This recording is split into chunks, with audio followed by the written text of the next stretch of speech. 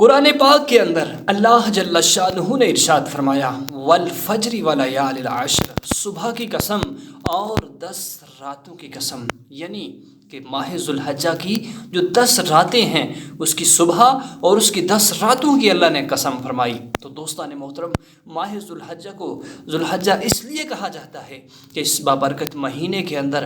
حج ادا کیا جاتا ہے۔ اس بابرکت مہینے کے اندر حج ادا کرتے ہیں اور لاکھوں کی تعداد میں لوگ قربانی کرتے ہیں۔ تو دوستان محترم، اس مہینے کی راتوں کو غنیمت سمجھ کر اس کی راتوں کے اندر عبادت کیجیے، اللہ کو راضی کیجیے، تسبیحات کیجیے، اللہ اکبر، لا الہ الا اللہ اللہ اکبر وللہ الحمد،